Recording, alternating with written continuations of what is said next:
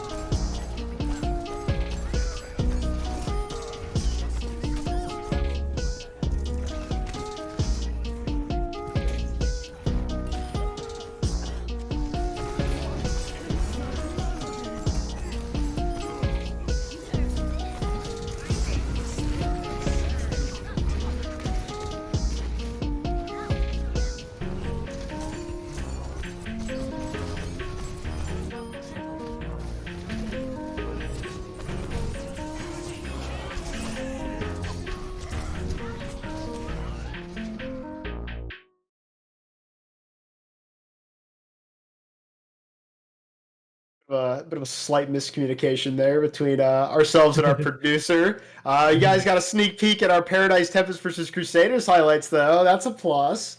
But yeah, this was a very clean sweep from Team Growluwu. We got to see a little bit of life out of Danger Close Red there on the first map. They looked as though they would make it a close series, but Team Growluwu adjusted very, very well. We got to see some very nice plays from our all-star candidates, Growluwu and Kartik. So tell me what you guys thought about this match. This was not the one that you guys casted, but I'm sure you watched it. I'm very curious to see what you guys had to think of it. So we'll start off with you, Amintus. What did you see here? Honestly, just a whole lot of flexing from Team Growluwu. It felt like at the very end of the match in particular, when they started playing a pocketless Pharah with Zen Ana on support. At that point, if you're not able to overcome something like that, it's a bit of a just a rude gesture in the face of DCR at the end of the series to me. But seriously, really dominant performance from them at the end of the day. And to look at the most important, most defining moment, I would say, is how at the beginning of the match on Control Point, or on Lijiang Tower, rather, they were able to come back from that first map loss, come onto come into their own with their own composition rather than mirroring the brawl. And that seems like it's where they're at their most comfortable, when they're not playing that brawl composition, when they come up with these little wacky counters that they can sort of pull out of their back pockets at any given time. Absolutely. And we'll throw it over to you, Juggle. I'm sure you have some other thoughts of your own.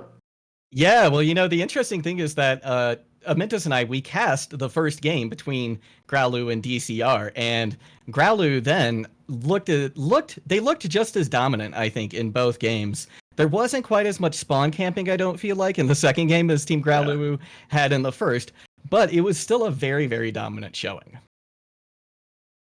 I think that is a pretty fair assumption. And, we talked about this a little bit on the nest before we went into this, about the implications. Danger Close Red and Team Growluwu already had a match. And, of course, it did technically go the way of Danger Close Red because Team Growluwu was forced to forfeit due to their, thing they did. But, they did actually 3-0 Danger Close Red in that game. And it was a very dominant victory. And this one was not as much a dominant victory. It was still a 3-0, and it was still a very, very good match.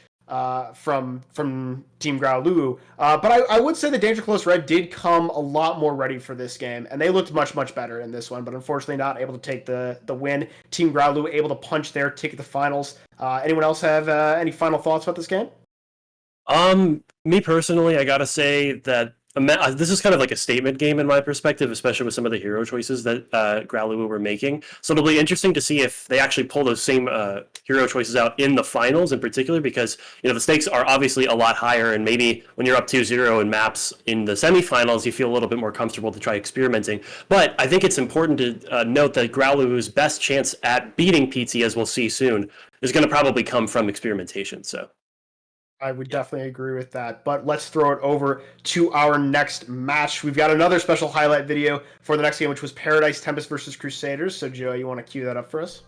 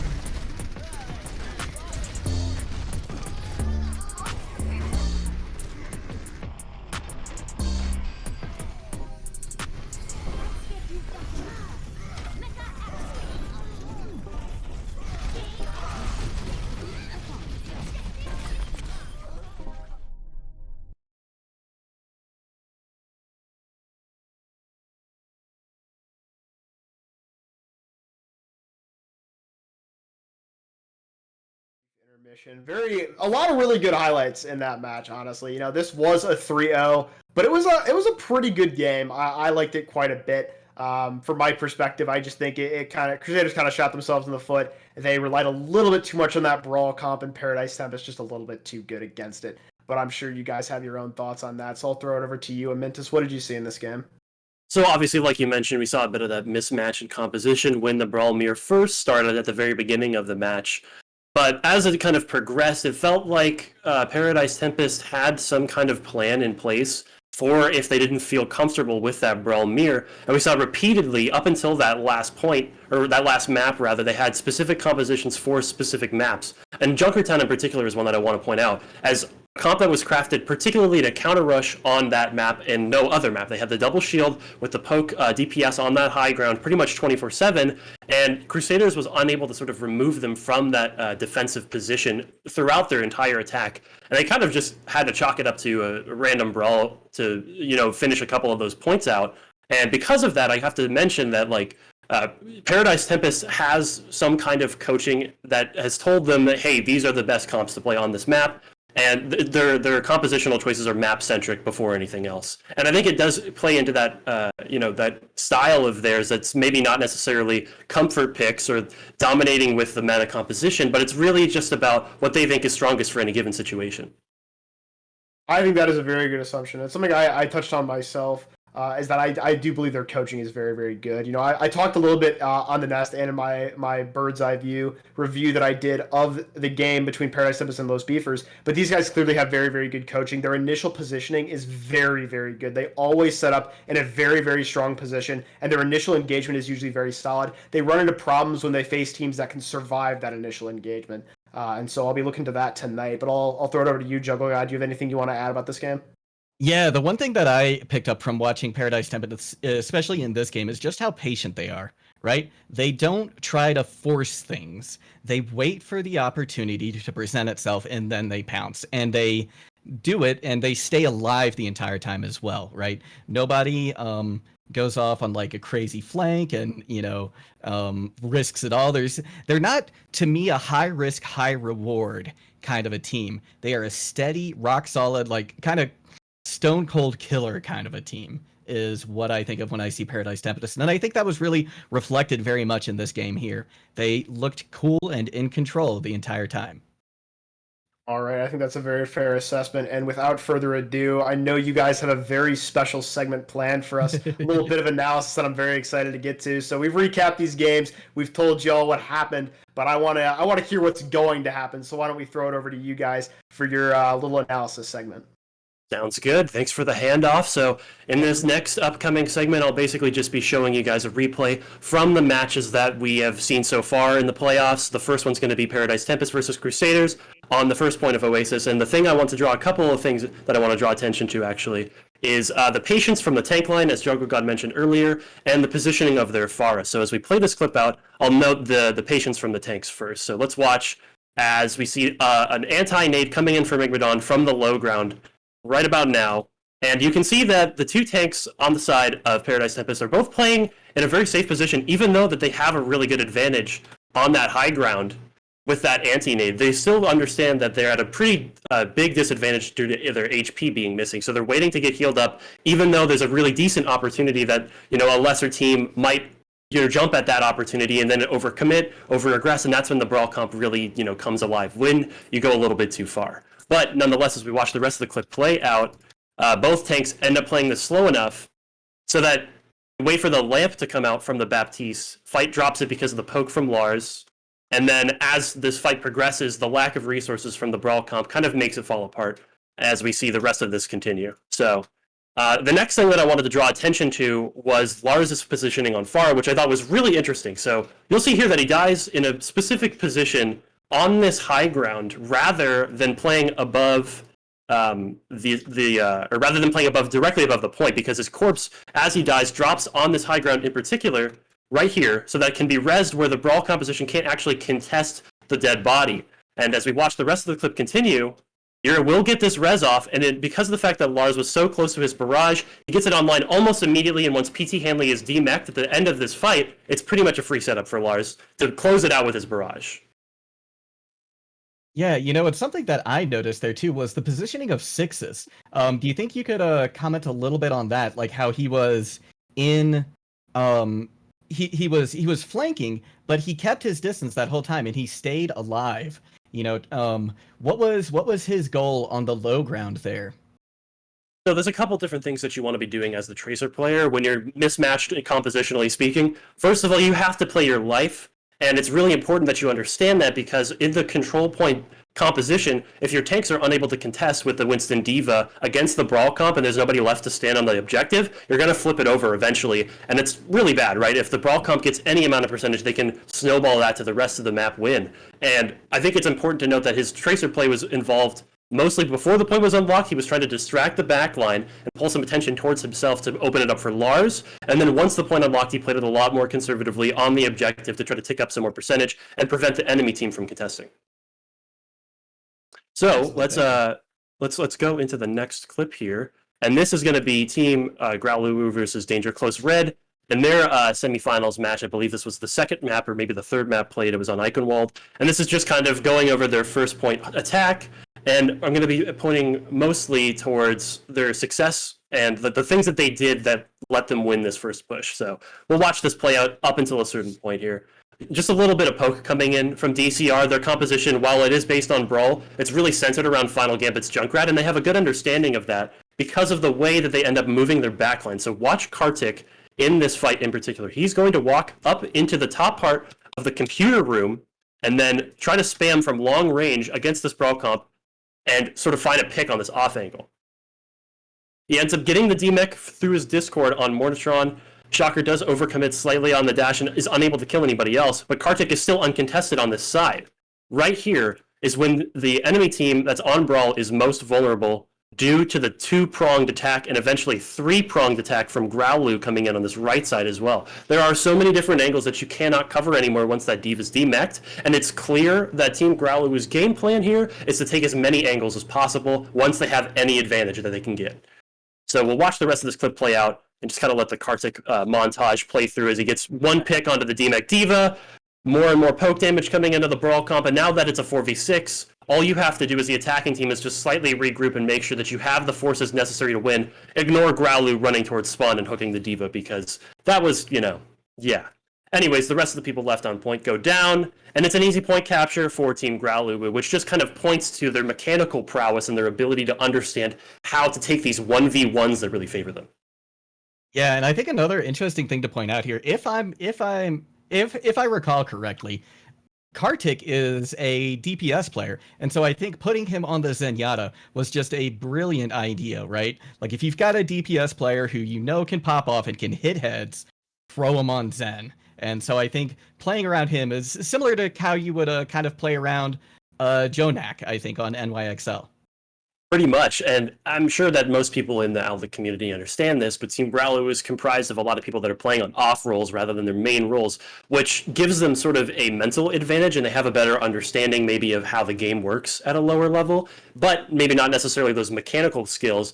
However, that is kind of transferable with projectile heroes, in particular on Zenyatta, so I'm not surprised that a DPS player is playing really well in that flex support role. And I believe we can throw it back to Misfit for the rest of this Nest Point broadcast. Is there anything else that we have to mention? Oh, you actually, can mention yes. how freaking good that was. Yeah, I guess so. It was awesome. I loved every second of that.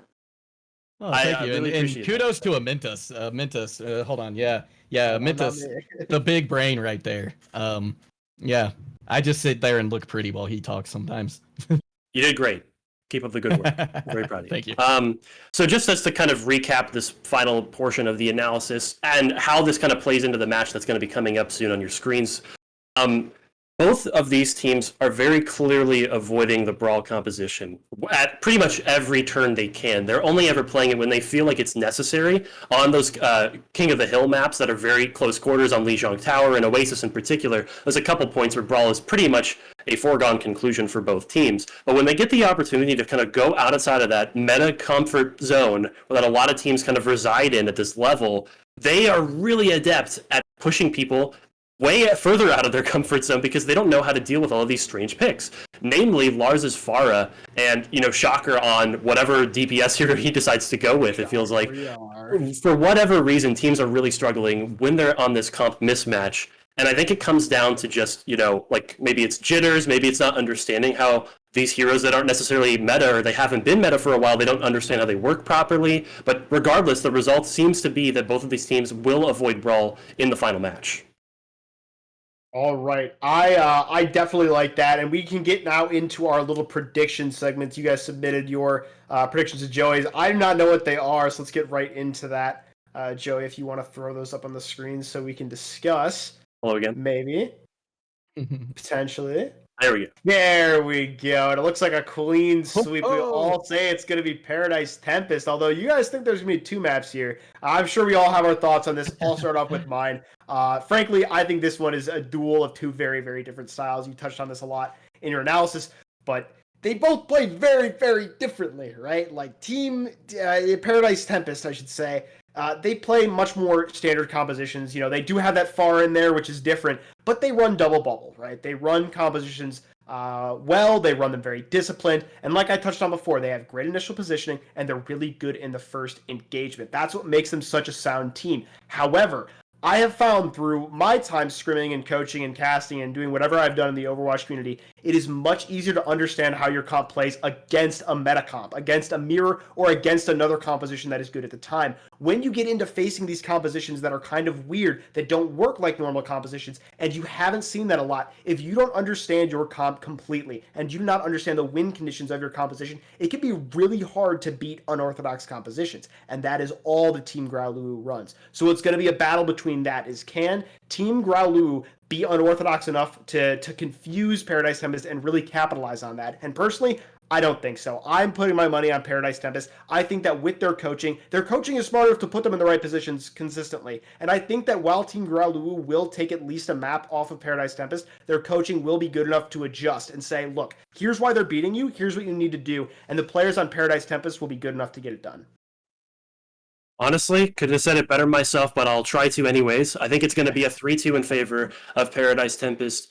And I think, like you mentioned, it's going to be off the back of their ability to adapt over the course of the series. Maybe some things aren't working initially. Something Team Growluwu throws at them, catches them off guard. Maybe it takes a map or 2 off of their score. But nonetheless, I think when it comes down to it, it's really all about how you recover from those mistakes rather than letting them define you. And that is what great coaching enables teams to do. Come back from those mistakes, actually take some lessons away from them rather than just getting discouraged. And when the series goes the distance, it's going to be about the fortitude of these teams. And I really do think that Paradise Tempest has the upper hand in that regard. Yeah, the one thing that I would like to add to both of what you said is that I think that, Team Growluwu, they pride themselves in their flexibility and their unpredictability.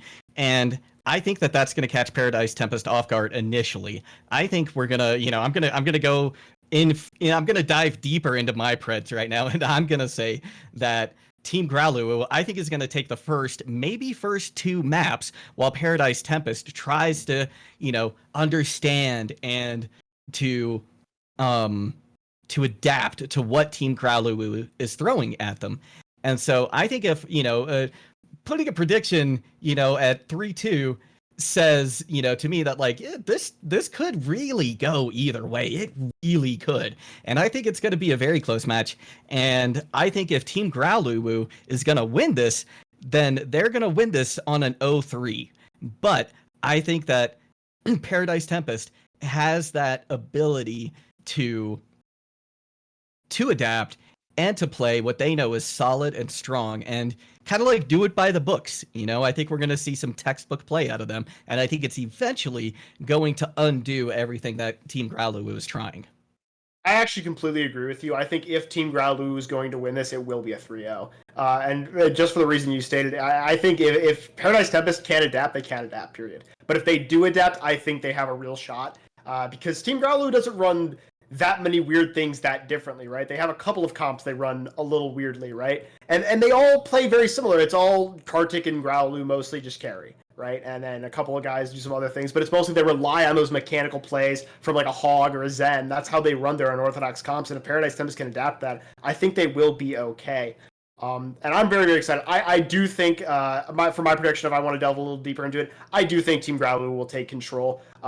In terms of Brawl versus Brawl, I'm pretty sure we're going to Lijiang first, or maybe Oasis. I don't remember who has first pick in this series. I think if it's Paradise Tempest, they'll go to Oasis, and if it's Team Growluwu, they'll go to Lijiang. But if we do see Lijiang, I think it's definitely going to be Team Growluwu taking it, simply because we will see more Brawl there. I do think they are a little bit better at the Brawl composition. I think they're better at the things that counter the Brawl composition on the maps where it needs to be played. I think Night Market, they're very good at running that Doomfist, and they can control Center. I think they'll have their way with Paradise Tempest on a map like that. Once we get into those more open sections where you can see some double shield and double bubble, I think Paradise Tempest has a very clear advantage. Very sound analysis. I'm going to have to agree on all fronts pretty much. I don't have a lot much more to say about this. I'm honestly just really excited to get into the match and start casting. So Yeah.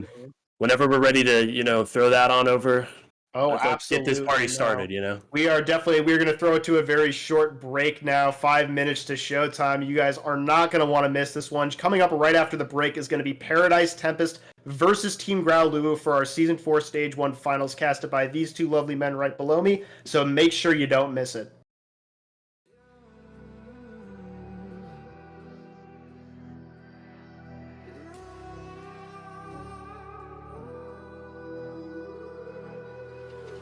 There's a distance between us. It's getting hard to reach out. Haven't seen you in seasons, but all I hear is your voice. I know my limits, you can break me down, but I'll stay till the finish line. And I've been counting minutes for quite some time now, just to see you again. And I've been counting days to get away, to see you again, see you again. Been fighting ways to get away, to see you again.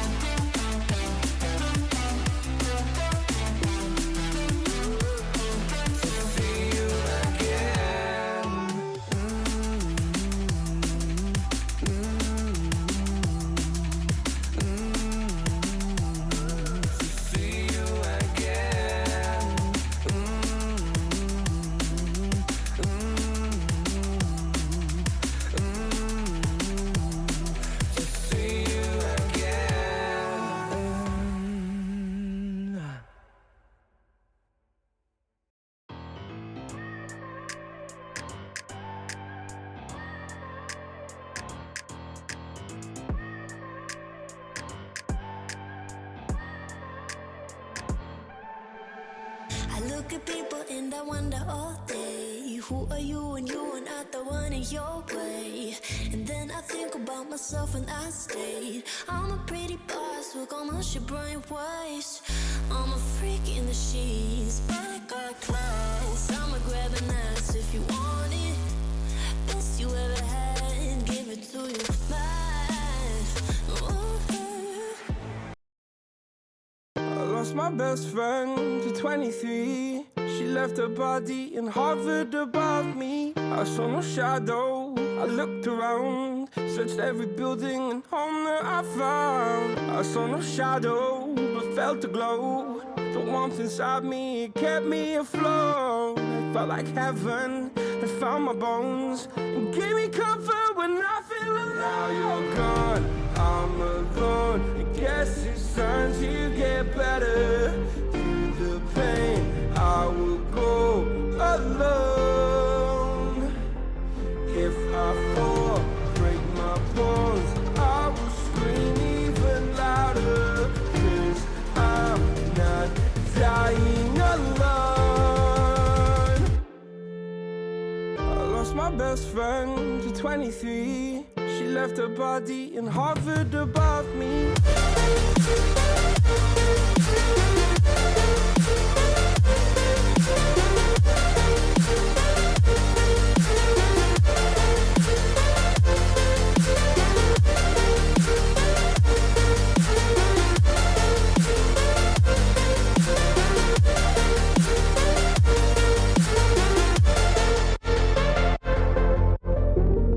My best friend to 23. I heard the heavens crying above me. They gained an angel, I lost a friend. I felt like dying again and again.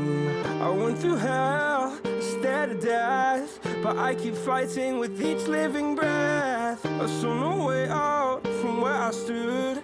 Felt like the fire had burned me through. Now you're gone, I'm alone. I guess it's time to get better. Through the pain, I will go alone. If I fall, break my bones, I will scream even louder. 'Cause I'm not dying alone. I lost my best friend.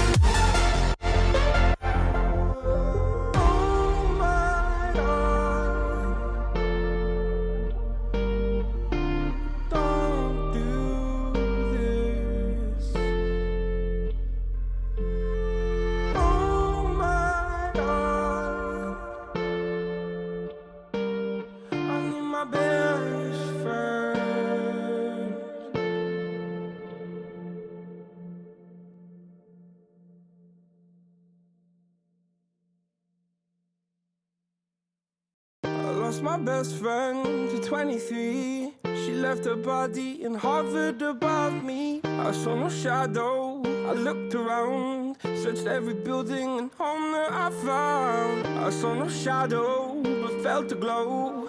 The warmth inside me, it kept me afloat. It felt like heaven had found my bones and gave me comfort when I feel alone. Now you're gone, I'm alone. I guess it's time to get better. Through the pain, I will go alone. If I fall, break my bones, I will scream even louder. 'Cause I'm not dying alone. I lost my best friend to 23. She left her body and hovered above me.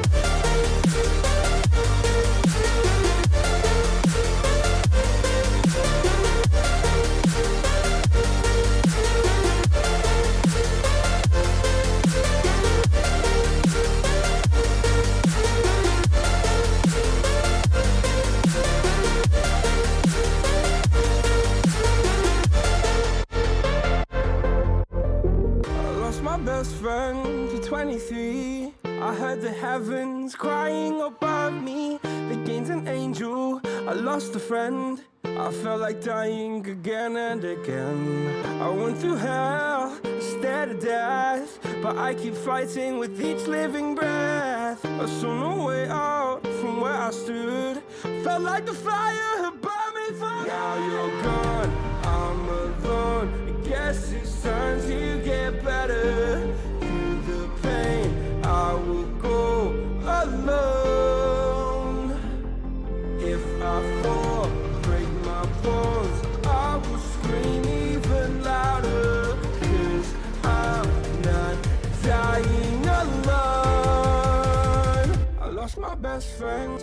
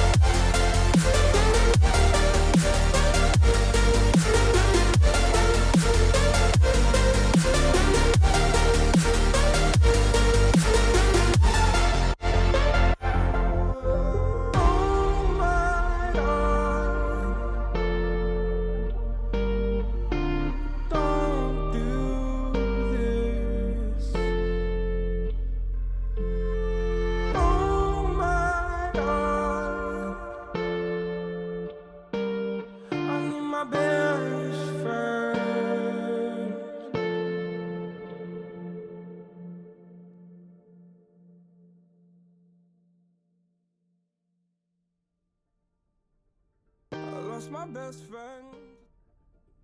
We began with 8 teams in April, but now it is the end of May and it's been trimmed down to 2. The Owlets have left the nest and we are ready to fly headfirst into this long-awaited Stage 1 final game. Paradise Tempest, the cool-headed team that has held on to the only perfect match record, is ready to take on a fearsome, powerful, and stacked Team Growluwu. My name is Warren Juggle God Hammond, and I'm excited once again to introduce my partner in crime, the big brain with the cool name, Mr. Mintus Major. Are you ready for tonight? Well, after an introduction like that, I don't think I could be any more ready, to be honest. Thank you for that one. That was really good. And Thank you.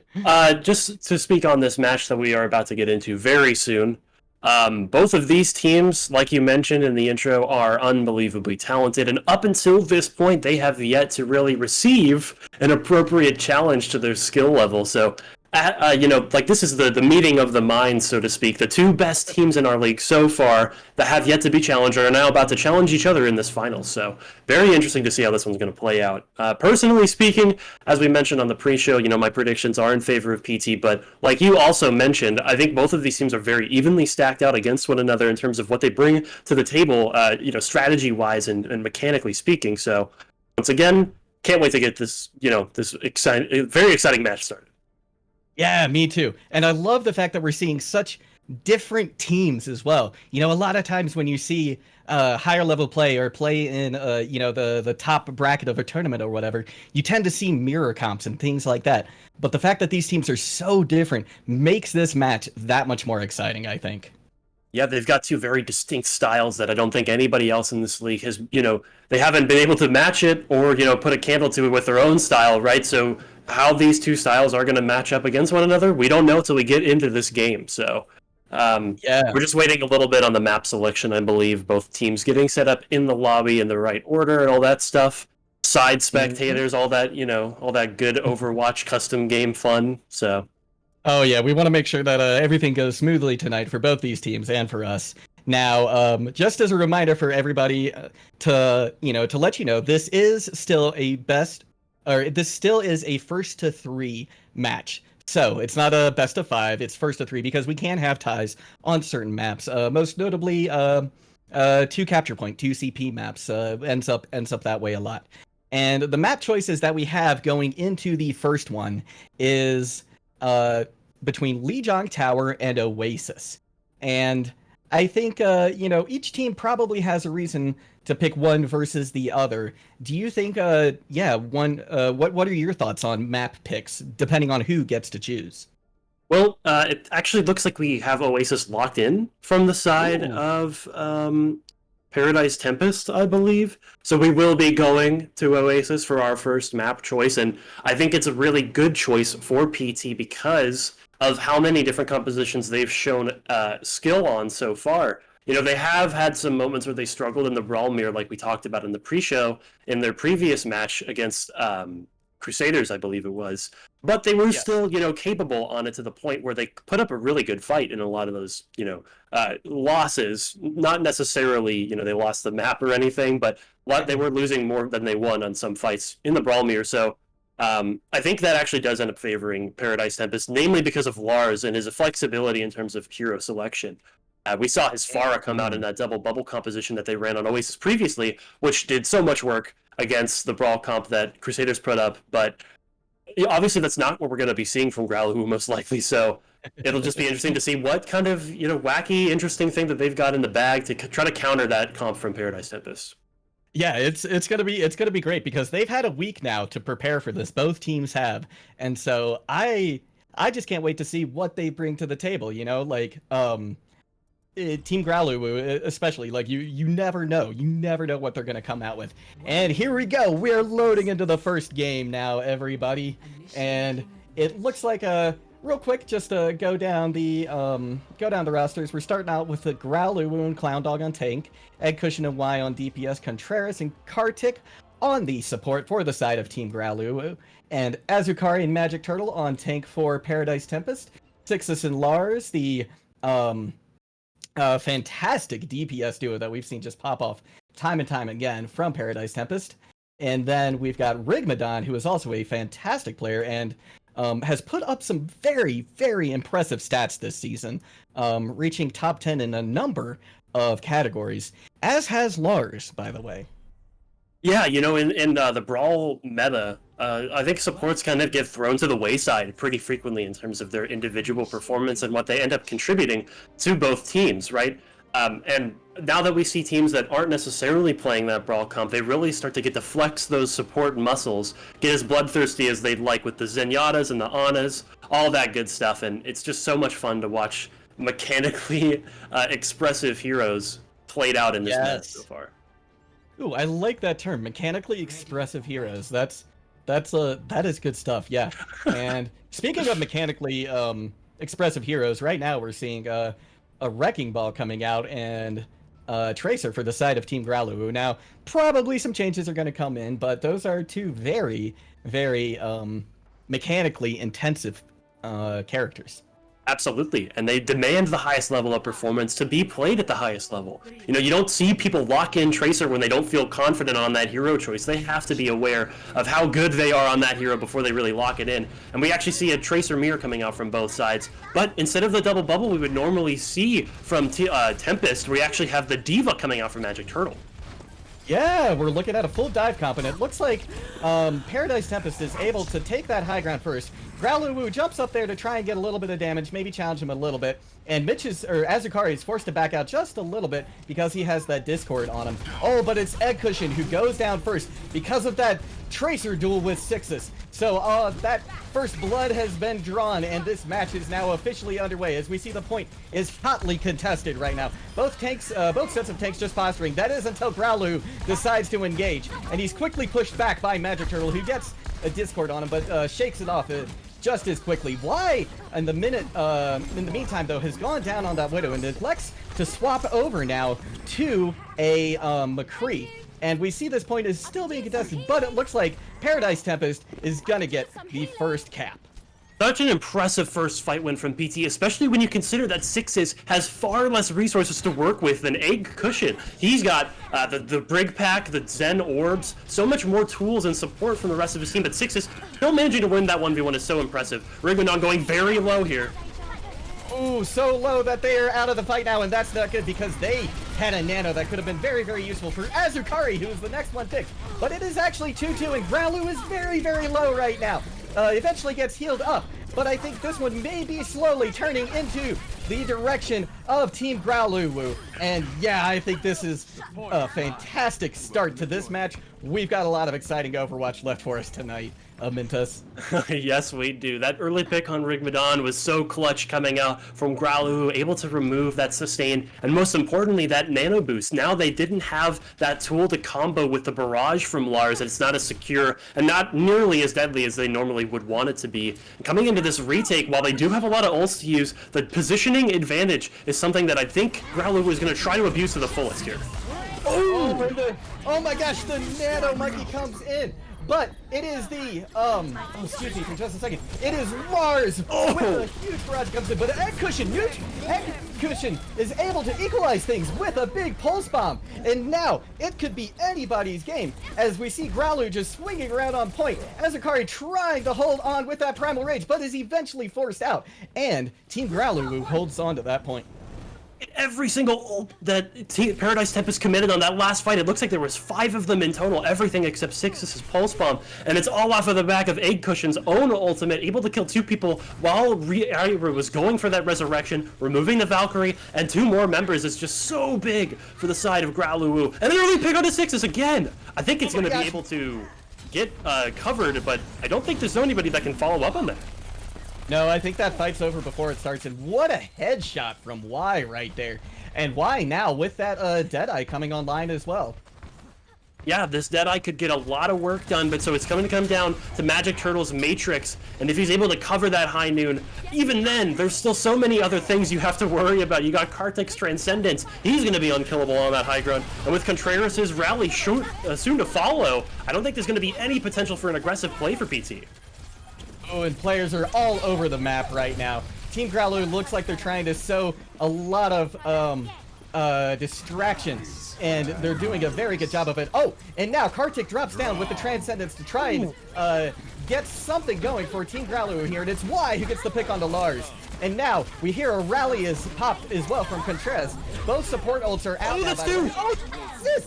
Sixes gets 2. He gets Kartik and Y. And Rigmadon follows up with another kill. And even though it's OT, I think, oh my gosh, but Contreras gets this other kill. Growluwu dropping the mines on point, trying to force back Team Paradise Tempest as hard as they can. But it looks like Paradise Tempest recaps with just enough left to try it again. Both of these tracers so impressive with their ultimate usage and their target selection. It seems like they're getting multi-kills with every single use of that ability, but we still have 50% left for Paradise Tempest to cover and make up the difference for Growluwu. And they've got, you know, they don't really have a lot of ultimates to work with, so it'll be interesting to see if Lars can get this big EMP off. If that lands on Kartik, it can set up for a very easy dive, but Sixes is getting pressured out early, and Growluwu's got the dive going. There goes the EMP, and it only catches Y. And unfortunately, they're not going to be able to follow up on anything there. Azukari now on the Wrecking Ball, running around trying to cause some distractions. Oh, but it's Growluwu who gets hacked this time by Lars, and that could spell trouble for him. But he's able to, oh no, he's not able to survive. Azukari finishing him off and starting the battle elsewhere. And now we see the bomb coming in from Magic Turtle. It clears the point, but doesn't catch anybody. We see both supports from the side of Team Growluwu coming back to point now. And this fight is going on for a really long time. Now we're getting to a 99-99 situation. Oh no! And I think whoever wins this fight is going to take it. And it's Lars who goes down. But Ira is able to pop the rally to try and keep the rest of the members up and to see if they can't equalize something here for the side of Paradise Tempest. They even throw a nano onto Ira to try and keep things going. But it's Growluwu who finds the pick onto Rigmadon. Azukari evening out, but only for a moment, as it looks like Growluwu is maybe going to take this first point. Azukari trying to do everything he can, throwing in those mines, seeing if they can catch anybody, but Growluwu counters with their own mines. And it's Azukari who goes down, Lars as well. And I believe this point is going to go over to Team Growluwu. Wow, I think that must have been at least a minute and a half of pure fighting and so much chaos and entropy on the point, but it's Growluwu that comes out on top at the end of the day. And I think it's off of the back of some excellent positioning from their supports. You saw in that last fight, they got hit by a biotic grenade from the high ground from Rigmadon, but they were able to play safe enough, knowing that they had those ults coming online soon, that if they waited it out, stalled it out for just a little bit longer, they would get them online, and those were the final nails in the coffin for Paradise Tempest before they went down on that map. And going into this map, now we see Paradise Tempest not opting into this Brawl mirror. They want to play a poke style. They want that far in the skies. Has some aerial support to try to deal with the Brawl comp that they are expecting from Growluwu here. Oh yeah, and we also see Symmetra coming out from both sides, which is interesting because I don't typically think of this as a Symmetra map, but maybe that's just my inexperience showing a little bit.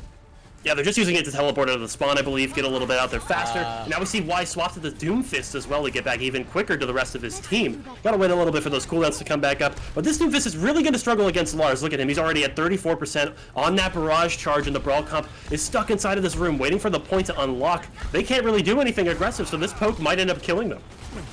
Oh, Azukari trying to cause some distraction here. Nade lands on top of Growluwu. That is no good for them. They have to try and heal them back up as quick as they can. But it's Azukari who goes down, but Lars quickly equalizes with a pick of their own. And now Sixes finds Egg Cushion, and it looks like Team Growluwu is going to have to move off point. But no, Growluwu says instead, I'm going to double down, and is able to demech Magic Turtle and take them out. Now Sixes, though, still getting value and is able to take out Kartik. So that is a tremendous amount of healing. Oh, the spin! No more immortality, and the spin to win on point. Not a lot of people know you can pull that off on Oasis, but it looks like Azukari certainly does. And they're going to eventually tick this point over to the side of Paradise Tempest. Very cool ball tech at the end of that fight, but like I mentioned at the beginning, the Brawl comp stuck inside of that really small space while they were waiting for the point to unlock. They tried to explode out onto a single target, but there was nobody on the point. It was only Azukari sitting there. And sure, a pick on the Wrecking Ball does end up, you know, making it easier to walk through, but it's not enough to turn the fight. And now they have positional advantage, they have ult advantage. This window has to get something.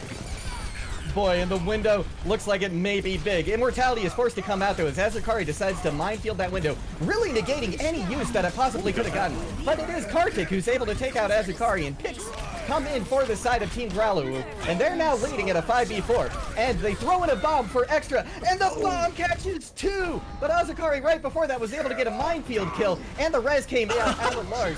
Growluwu throws a shatter, but I don't see it getting any value as the barrage comes out from Lars and picks 2. And it looks like Paradise Tempest holds on to this point once again. Wise Doomfist has really yet to prove itself in this match so far. It feels like it has not gotten any value. You see him actually punching back to spawn. I believe they're going for a full comp swap now. You see Growluwu's signature Roadhog coming out next. And the double hit scan, trying their hardest to force Lars out of the sky, leave him grounded for the rest of the team to follow up upon. So it's gonna have to come down to the rest of the team to make up that difference. Six's Pulse Bomb is coming online soon too. Six is trying to get some value. Oh my gosh, but Y is able to take out Sixes, winning not the Tracer duel, but the Soldier v Tracer duel. Oh, and the hook comes out onto Magic Turtle, and the Magic Turtle is now demexed. And it looks like Team Growluwu, with these comp swaps, is going to take very, very solid control of this point. It feels like PT saw the swaps coming by holding tab, you know, watching, waiting for them to come out of spawn. And the moment they saw that they swapped the double hit scan, Lars immediately started, walking backwards and playing much more conservatively than he normally should in that Pharah comp. And maybe the threat of the double hit scan was immense enough to make him run away, but they would have had a much better chance had they gone aggressive. And now we see the full Brawl swap coming out to try to push back against this counter composition that Growluwu put together. And they get an early pick on a walk to make it happen. Gosh. Nice job, Magic Turtle, working their magic, but Growluwu gets a big hook onto Sixes, and that's not going to be good for the side of Paradise Tempest. That May is such a linchpin to this kind of a competition, and the Deadeye comes out, and it looks like Team Growluwu is going to hold on to this point. Yeah, I think Paradise Tempest kind of accepted the L on that last push. You know, they wanted to swap off to a comp that they felt was a little better, playing into this one coming out from Growluwu. And they kind of sacrificed all of those ultimates they had banked up, namely Six's Pulse Bomb when he was still playing Tracer. So they don't have a lot of tools to retake this immediately, and Growluwu just drops their ultimates and is able to take it pretty quickly. Growluwu taking an aggressive hold with this Roadhog. The Brawl comp can single out targets very effectively, so if they note this, oh, they get the hook! Oh my god. Hook onto Ira, that is massive. Growluwu trying now to desperately back out, but it looks like the team is going to get him in. Magic Turtle takes out the Immortality Field for the side of Team Growluwu, and now we get a couple picks coming in, but it's still going to be Team Growluwu with the advantage. Clown Dog briefly frozen, doesn't seem to bother him too much, and Paradise Tempest decides, you know what, we're just going to come back again and regroup. And this is now starting to look like one-fight territory for Tempest. Growluwu kind of proved why the team is named after him there, I believe. Getting such a clutch hook onto Ira, able to sort of force out the main source of, sustained healing in the Brawl composition. And now they only have one shot left to retake this. They do have some very good ways to make space with this High Noon, but Ira's dead again! Growluwu gets the pick again on Ira. Lars trying to equalize something with that Deadeye, but Clown Dog is there to block it with the defense matrix, and now the bomb comes out on point, and it takes out 2 more from the side of Paradise Tempest. And this is a map 1 win for Team Growluwu. Wow, that was a fantastic performance from them, and I love the mind games that we saw on the last map there. Growluwu saw this kind of Pharah composition that was designed to counter Brawl, and they're like, hey, we can't win this. Let's just go back and swap. Figure out something better. They hard counted the Pharah, right? They go to double hit scan, they get the Roadhog to pick off the backliners, and it works for that first fight very effectively. But then, it's also really good at countering Brawl, and it's a bit of a misread from Paradise Tempest. They believe that Brawl should normally beat this, but Growluwu, so clutch on that Roadhog, able to hook the support in what seemed like every single fight on that second map. And it's an easy 2-0 for them on Oasis. Yeah, that was something else right there. I think we've seen that flexibility that Team Growluwu has really coming into play on this map. As soon as they made that swap over, it was like a completely different game that we were seeing. Absolutely. And like we mentioned so frequently when we were discussing this match ahead of time, I think Growluwu has shown a potential to bring out things that teams are not ready for, and maybe Paradise Tempest just hasn't prepared enough for this yet. Growluwu's Roadhog is something that I think a lot of people in this league are well aware of because of how deadly it is, right? And Paradise Tempest, maybe they thought it was not so much of an important thing that they had to worry about, but Growluwu showed them, hey, you have to worry about me too, or else I'm going to hook your Baptiste and just end the fight instantly every single time. Yeah, now what do you think Paradise Tempest can do to try and counter this Roadhog? Do they just need to play a tighter Brawl comp, or do they need to maybe consider swapping to something else? I think they should play something that they still feel comfortable with. I haven't seen a lot of Lars Echo play just yet, but Echo to me is an aerial character that can still effectively deal with double hit scan pretty well. You have a lot of immediate close range tools to sort of just burst somebody down like a vulnerable person that wants to off angle. Maybe the soldier's playing a little too far out of position, or the Kree doesn't have the support of his team. Boom, stickies, focusing beam, insta kill. And that makes it so much easier, right? You have guaranteed kill potential, and removing one of those hit scan threats immediately is going to be the key to keeping Lars safe on either the Pharah or the Echo. Gotcha. All right, well we'll see if they decide to do that. It looks like we're still waiting on a map pick right now.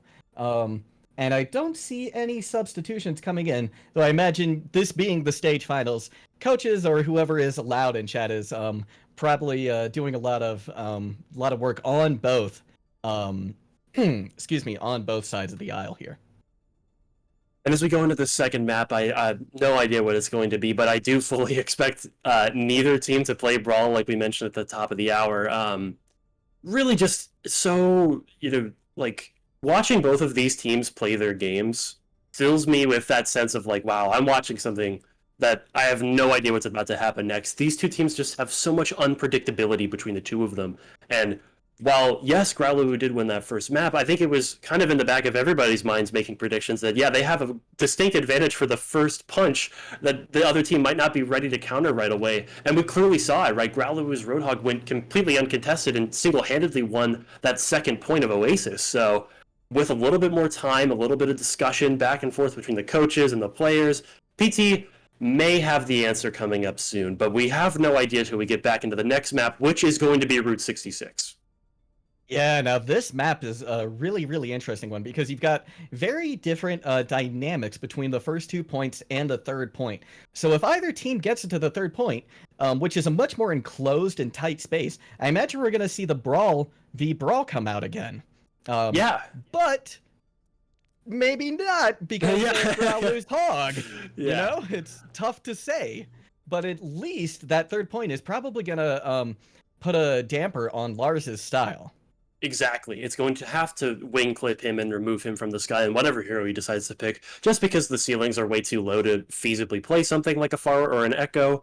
You don't have a lot of natural cover once, the attacking team moves in a specific area. There's not a lot of places to hide on that hero anymore. So I fully expect both teams to try to mirror Brawl at the very least on third point, unless if they have some ultimates that they carried over from first and second point on their attack/defense to kind of, just expend them before you end up swapping to Brawl, because it is really strong on that third point, thanks to, the lower ceiling and a lot of these really tight chokes that set up for great Mei walls, very easy and fast flanks that almost always get value from what I've seen in a lot of these Owlet games. It seems like every single time on third points where the respawn is really close, somebody just magically pulls a flank out and gets a pick somehow to win the fight for their team. So we have to watch out for that going into that last push, if we even get there.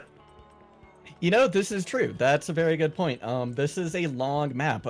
This will be our first and potentially only payload map of the evening. But there's a long way that you have to push this with a lot of open sky as well. And as we see both teams loading up, I believe the defending team here, Growluwu, will be playing that wrecking ball style, that's a sort of hit and run style of dive, where you send in the ball, force a couple of resources early, and then go back in once you know that they don't have anything left to respond to you with. However, if PT expects this and they're able to scout out that wrecking ball ahead of time, force him out of position in a way that doesn't let him engage and make the fight happen on his own terms, take a bit of that control away from the defending team, that's what will allow PT to make this attack happen. Yeah, now if PT is going to make some kind of a swap, what would you anticipate them swapping to counter this composition? Well, right now we're seeing a Genji coming out from Sixes and a Hanzo from Lars, but if the Wrecking Ball is an issue, we're going to need to see some more direct hard CC from something like a McCree, maybe even a Brigitte from one of the supports, just something that makes it a little harder for the ball. But while I was talking about Growluwu's Wrecking Ball, I think Y on this Widowmaker is even more interesting choice on defense, because it's sort of this gamble. If you don't land these shots, then the pick will not end up working out, and it's very easy to dive and punish, so he's going to have to perform to make this pick worth it. Yeah, and Growluwu holding the high ground right now, but getting a little bit of space in. Oh, there we go. We get a jump in from Azukari. is forced to drop down again, and we see why, just lasering people from the back line, not finding any picks yet, but one comes in from each side, so it's still an even match. And now we see Sixes trying to get a little value, trying to push Team Growluwu off this high ground, but while Team Growluwu is holding this high ground, Paradise Tempest is able to just get this cart pushed, and ooh, Growluwu gets a nice pick onto Sixes on the cart, and I believe that's gonna be good enough for Paradise Tempest right now. They got the cart halfway to the first point on their first push, and I think they're gonna be satisfied and regroup. Oh no, Growluwu get that grapple. Oh, he's got barely enough distance on it to maybe swing up, and he makes it. That was smooth, but definitely not what you want to see if you're the Wrecking Ball player. And like I mentioned earlier, Rigmadon swapping off of that Zenyatta to go to Brig to help deal with this this Wrecking Ball from Growluwu. But I don't think it's going to be enough because there are so many other threats you have to worry about. Bound Dog on this Sigma is approaching that Gravitic Flux, and now you don't have a defensive tool to deal with it. They're setting up a soft dive. Ooh, Lars tries to get the pulse bomb out, but Y gets the pick. Y gets 2 picks. A headshot onto Sixes. No more DPS for the side of Paradise Tempest, and they're going to have to try again. Yeah, that Widowmaker paying dividends. The moment that it gets a single pick, I think it's really starting to, you know, like actually provide value, because if it doesn't get kills, then the Widow doesn't really end up paying off ever. You know, the ultimate from Widowmaker is not so impactful that it really warrants picking it even when you're not performing well, but Y doesn't care. He's just going to click heads anyways and kill everybody. So now coming into this next fight, we have to watch out for Sixes' Nano Blade combo, tag teaming with Ire to try to get something started for them, because they have yet to get this cart anywhere. Oh, everybody descends onto Growluwu, but it's Egg Cushion who, in the midst of the chaos, is able to find a pulse bomb onto Rigmadon, which is just going to let Growluwu run rampant now through the entire team of Paradise Tempest. That single pick just completely shut out the entire push. That was incredible. I think that just burnt the single pulse bomb, managed to burn 45 seconds off the clock for PT, and they have yet to get this blade online. They are simply waiting for this to come online before they even try to make an attempt. And Growluwu going a little aggressive, but as long as they can deny that charge, this push will eventually be delayed. Now both tanks and Sixes dive in from the side of Paradise Tempest, but it's Y again who gets a pick onto Azukari, and then onto Sixes as well. Somebody stop this man. Why, oh, why are you letting him reign free like this? He doesn't even need the headshots. He's body shot. He'll shoot anywhere near you, and as long as he gets a kill, he's getting his job done. Uh-oh, Rigmadon going a little out of those mines, but at this point, you've already gotten 3.5 minutes off the clock on the first point of Route 66. This is fantastic, and the cart's position is actually recontestable too, so even if you lose this fight for the Nano Blade, you have a second chance, and you still have so many tools to counter it too. Look at this Gravitic Flux. The Gravitic Flux is able to catch a few, and at the meantime, the EMP comes in and Growluwu finally goes down. Maybe this is the moment that Paradise Tempest has been looking for. His Six's blade does finally find value, but Contreras decides to pop the rally, see if they can hold on as Kartik is able to find a pick onto Azukari. That Winston not able to get out of there with quite enough time. Sixes is hit with a pulse bomb, and now we see that the cart might get stalled again right at the side of Big Earls, and this is not good for Paradise Tempest.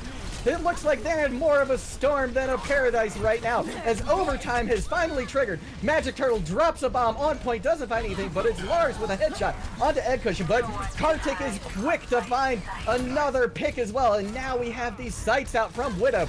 She can see anything and everything, as can the entire side of Team Growluwu. And the picks now are coming in once again. The EMP, though, on point, catches one, and Kartik goes down. Azukari gets the pick as well, but it still looks like it's leaning on the side of Team Growluwu. That is until the rest of these picks coming in. It looks like Paradise Tempest, if they can just take out the last few members of Team Growluwu, may get to live to fight another day. Ooh, but the picks still keep coming in from both sides. Sixes onto that Doofus to try and recontest, and they finally take point one.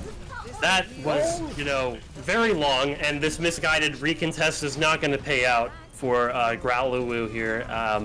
Honestly, just a great performance from the supports, I'd say, trying to stay alive during that engagement. Kartik in particular did a fantastic job of holding that high ground and making sure that he was able to abuse that fact and just keep raining those orbs down. In particular onto Magic Turtle, getting that kill before he could remech was really clutch, but it still wasn't enough in the end, I think, due to the overtime situation. The attackers have a slight advantage due to the passive healing from the cart, allowing Lars to stay alive with that hacked health pack as well. Now going into this next fight, we have to watch this Gravitic Flux. It doesn't have a counter for support ultimate. Yeah, and a couple get caught in it. Anti-nade comes in, Growluwu might have to run away a little bit, and oh yeah, it's Rigmadon who's eventually able to get the pick on him. And now, Paradise Tempest is looking at a 5v6, which is a great place they want to be, but oh my god! Egg Cushion! It neutralizes all the progress that Paradise Tempest has made with one Pulse Bomb. These Pulse Bombs from Egg Cushion have just been incredible this match. And now Sixes is pushed out with that Discord on top of him, but Lars is able to find Egg Cushion. And because of that, Rigmadon decides to pop this rally. And now we see that Azakari takes out the Widow. Y is gone. Y is out of the equation now. And it looks like Team Paradise Tempest is able to keep on pushing it. Oh my gosh! The EMP catches 3. Kartik goes down immediately.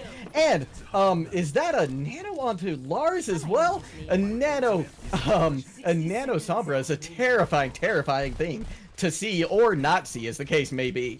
And it looks like we're gonna second point cap by Paradise Tempest. Yeah, the sound of that damage-boosted SMG rings in my nightmares as a Zenyatta player in particular. But seriously, great push from Paradise Tempest there. The tempo EMP from Lars in the middle of that engagement after the hack onto Growluwu, really setting it up for them to push it all the way through. Now we see him swapping over to that Roadhog rather than the Wrecking Ball due to this tighter corridor. Maybe the flanks will come in handy to set up some kind of nice hook. You can see him on those rafters still fishing for one. He gets Ira! Oh my gosh, Ira goes down so low, but is able to somehow heal up. But, and in the meantime, this point is getting pushed pretty far. They're already past that first corner, which is always a good spot to hold.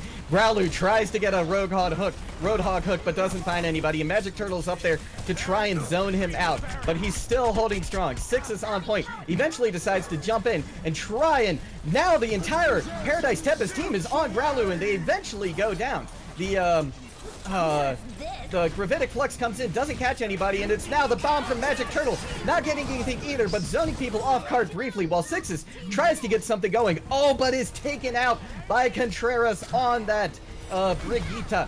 But look at this, the point is almost all the way to third right now for Paradise Tempest. Oh my gosh, an Egg Cushion gets hacked out of the Deadeye. What a hack by Lars, who is coming up now on the EMP. But it looks like Growluwu is able to stabilize.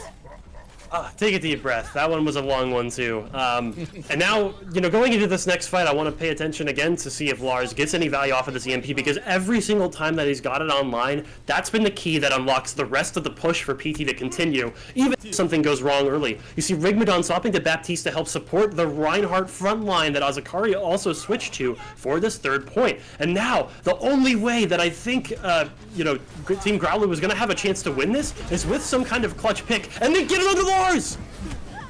Yes, they do! And Sixes falls as well. But they're trying to now collapse onto Growluwu, but he's able to escape.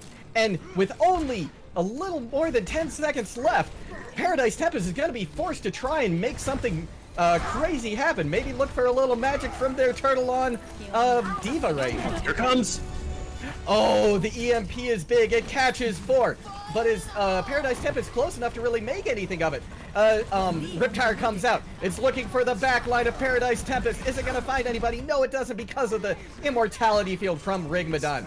Sixes goes down, as does Growluwu. And Egg Cushion has built another high noon, but it doesn't get the shatter! The shatter catches 3 on the side of Team Growluwu. And Contreras gets slept as well. Rigmadon pops this window to try and get something else going, while the picks come in from either side. It is a 3v3 right now on point, but it is Team Growluwu that has the advantage because of the spawns, and they almost get pushed off point. Growluwu finding a nice slam there onto Paradise Tempest, and it looks like the kill feed is gonna come in blue. The blue team pulling ahead of the pink one. Great defense coming out from Team Growluwu there at the very end.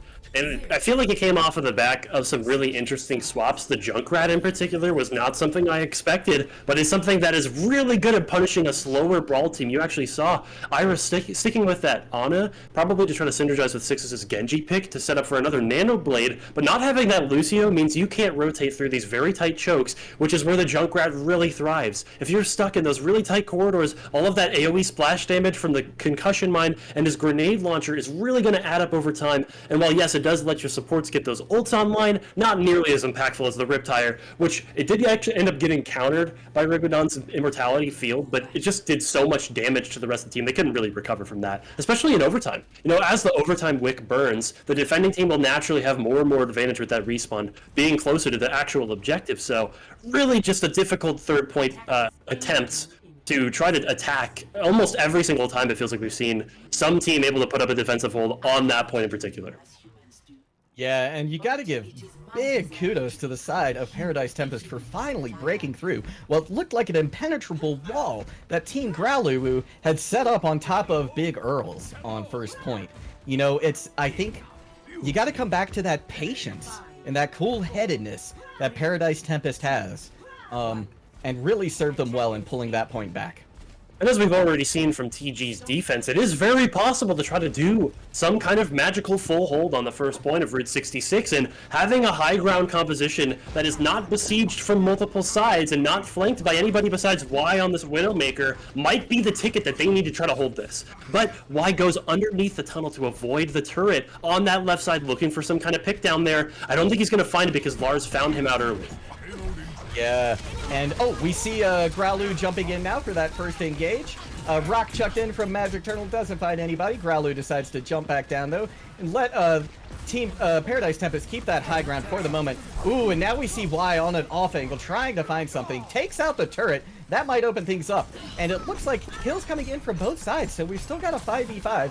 And this point is getting pushed. Oh, a big nade comes in, and it looks like Rigmadon has to drop down, and Ira gets picked by Growluwu. That is big for the side of Team Growluwu, as now that's a lot of healing that Paradise Tempest doesn't have. And we see Growluwu jumping in now onto point as well, trying to zone out Sixus and Rigmadon, see if they can't get that point back under their control.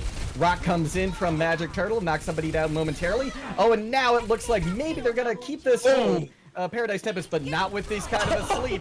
Oh, the post bomb comes out, but it was taken by the Immortality Field. What a clutch play from Ira right around the corner there as she sees what's about to happen. The sleep comes out again from Kartik. These sleeps from Kartik are fantastic. Oh, as is this nade onto Ira, and it looks like the last man standing on point might be Kartik and Team Growluwu. We've seen a variant of this comp from Team Growluwu repeatedly at this point, with a Zen on a backline, and it's a serious vulnerability that Paradise Tempest needs to start exploiting soon by playing aggressively. They do have a double shield comp with the Baptiste and Zen to try to hold those high grounds, but if they don't actually aggress after they get an advantage, it's going to be super difficult to displace the amount of single target damage that Zen Ana provides with your team. And the Primal from Growluwu can really disrupt the double shield, so I need to see them have some kind of mitigation for it, some way to survive this Primal before it comes in early here.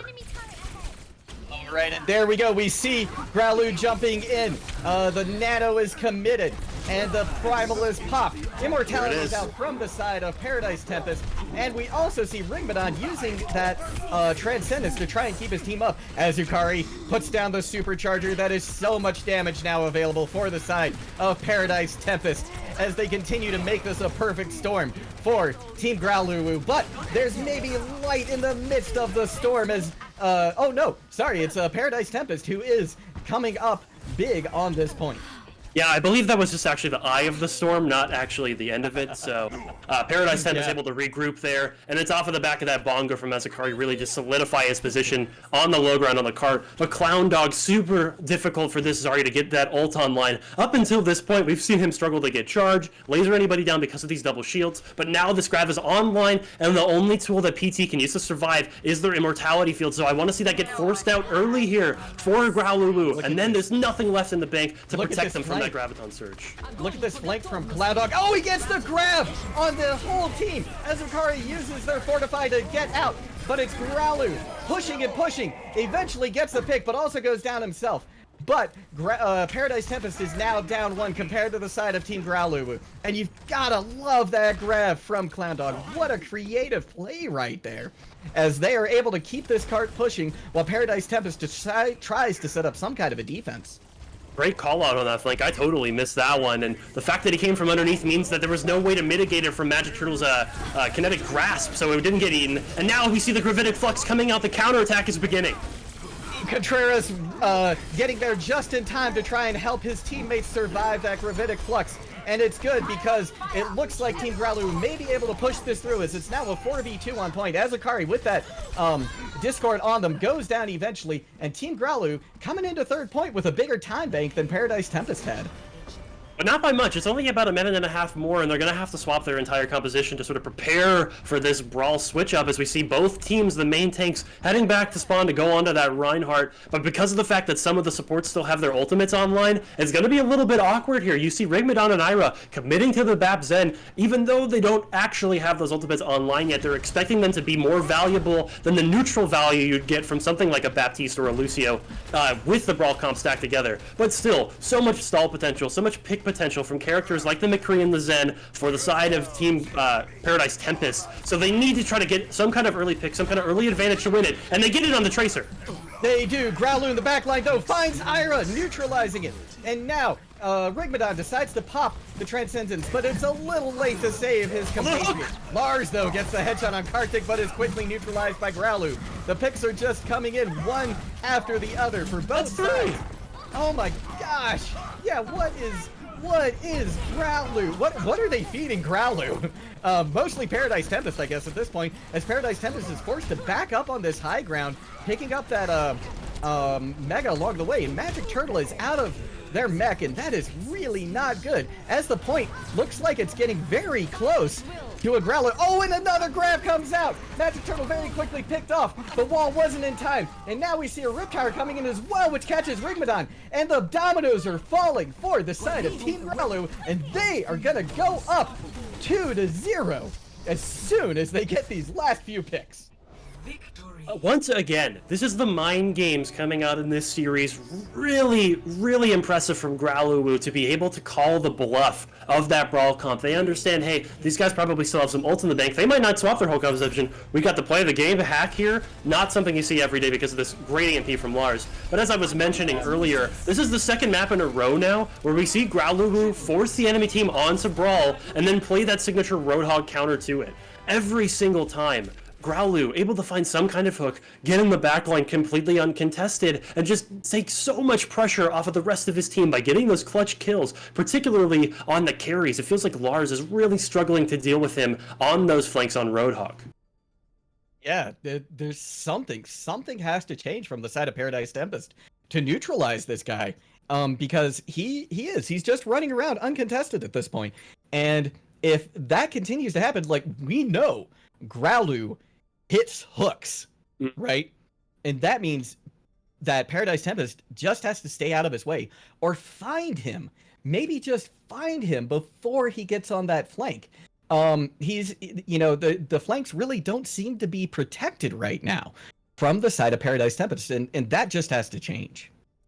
I have to agree, and I also want to call into question why Paradise Tempest ended up swapping off that double shield when they understand that the enemy team, Team Growluwu, of course, doesn't like playing Brawl. They should have fully expected the fact that Growluwu was going to go back into spawn, bluff the Brawl swap, and then go back to that Roadhog, because by swapping to the Rein Zarya or the Rein Diva without a Lucio, there's no way to actually trade back kills that occur when the Roadhog gets in your backline and is able to kill somebody. So on the double shield, it's a little bit more difficult for him to do that because he has to work around those shields and around things like Orisa's Fortify that gives CC immunity, making it really difficult to actually get into the backline and stay alive throughout these engagements. You saw, he went uncontested for a good 15 seconds and was able to kill 3 people into a Brawl comp on Roadhog? That doesn't make a lot of sense in my mind. I think there has to be some kind of way to counter this Roadhog well ahead of time. Some kind of hero choice or compositional choice, maybe a position that they could play in to help make it more difficult for this Roadhog to get value, but every single time it is. Yeah, and the map choices that we see coming up are either Eichenwald or Hollywood, and it looks like they chose Hollywood, which I was actually not expecting. I thought that they would go with Eichenwald, given that that is such a good map for Pharah. But what do you think the Hollywood pick brings to the side of Paradise Tempest? That is a great question because I can't think of anything that they didn't already have in their favor for Route 66. The high ceilings on first and second point never got used. Lars did not play that far out or that echo, probably out of fear that Growluwu could swap to that double hit scan. And we're in a similar position on Hollywood where Paradise Tempest is unable to play in their comfort zone with that double bubble with some kind of explosive sky hero, and not being able to pick the right map, or maybe being forced into the worst or maybe the best of two bad decisions, is going to really hurt Paradise Tempest on this map choice. Yeah, they do have a lot of work ahead of them right now, as if they're going to take this stage 1 final, they're going to have to now look at a reverse sweep against Team Growluwu, and Team Growluwu is looking impenetrable right now. This is the moment where I think the champion is going to be decided. If Paradise Tempest can find their footing in this series and start to flip the momentum back in their favor, they might have a serious chance at winning the rest of this, because to me, all that I've seen so far is Growluwu's one counter to Brawl, which is that Roadhog. And maybe if Paradise Tempest can stop the Roadhog dead in its tracks before it starts getting picks in these mid-fights, they might have a chance to turn this series around on its head. Yeah, only time is going to tell. And it looks like we are waiting for just a moment to get into this map right now. So I'm going to throw it to just oh no, never mind. We are now ready, it looks like. So we will be getting this thing started. So Hollywood, a very similar architecture, I feel like, to the map that we just played, right? Both the first and second point are very, very open. And this time with a lot of high ground. And in addition, high ground that I think the attacking team can take advantage of first. You can actually stage high ground to attack on this point, where it's a little bit more difficult to, I feel like, on attack when you're on Route 66. I have to agree, and it's because of the elevators and the map design on first and second point. Not a lot of maps offer you a really quick way to access that high ground in things like the mid-fight. Defending teams will naturally try to stand on that high ground to prevent attacking teams from contesting them up there while also pushing the objective at the same time. So it'll be interesting to see whichever team ends up on defense here, how they choose to defend those high grounds on point A and B. Yeah, good points, good points. Excuse me. Pardon me right there. I'm gonna get a little water. Feel free, I'll join you actually, because this series is, making me thirsty, not in the normal way, or I guess the normal way. I guess the normal way. Yeah, exactly. Tell you what, while we wait for the rest of the teams to get ready, we're gonna take a short break. So don't go anywhere. We will be back very soon. My best friend to 23, she left her body and hovered above me. I saw no shadow, I looked around, searched every building and home that I found. I saw no shadow, but felt a glow. The warmth inside me, it kept me afloat. It felt like heaven had found my bones and gave me comfort when I feel alone. Now you're gone, I'm alone. I guess it's time to get better. Through the pain, I will go alone. If I fall, break my bones, I will scream even louder. 'Cause I'm not dying alone. I lost my best friend to 23. She left her body and hovered above me.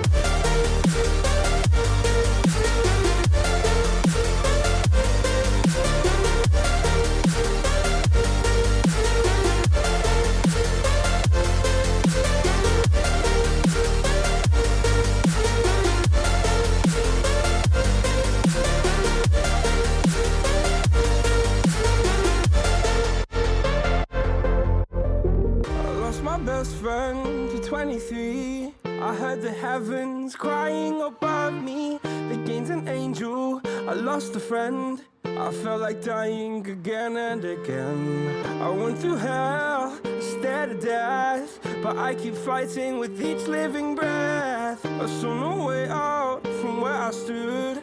Felt like the fire had burned me through. Now you're gone, I'm alone. I guess it's time to get better. Through the pain, I will go alone. All right, and we are back, everybody. The stage is set for the third and potentially final map of this Stage 1 Finals.